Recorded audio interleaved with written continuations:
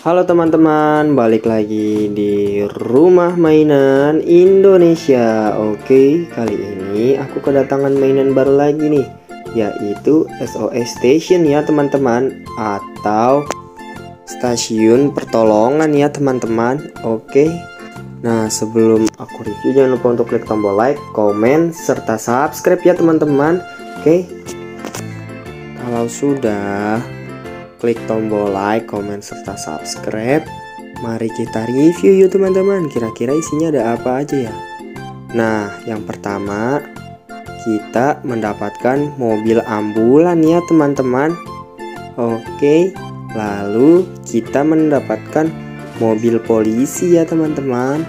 Selanjutnya kita juga mendapatkan mobil pemadam kebakaran ya teman-teman. Seperti ini loh mobil pemadam kebakarannya.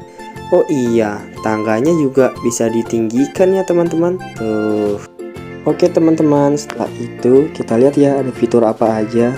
Nah, di sini juga ada tombol untuk suara ya teman-teman. Jadi nanti ketika kita pencet dia bisa mengeluarkan suara seperti ini.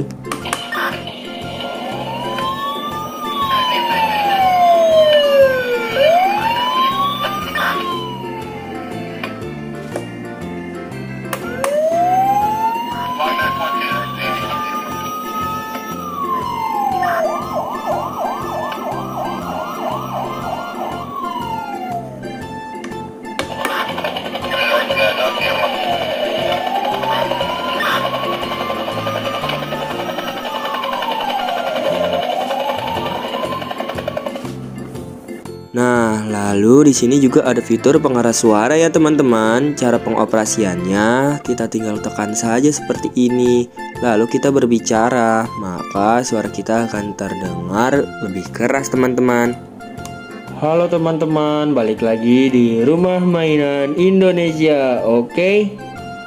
Jadi cara penggunaan seperti itu ya teman-teman. Tinggal teman-teman klik tombol merahnya saja apabila teman-teman ingin berbicara ya teman-teman. Oke.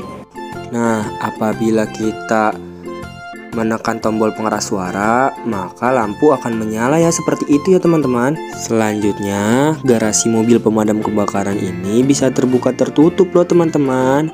Caranya tinggal kita tarik ke atas saja ya teman-teman. Oke.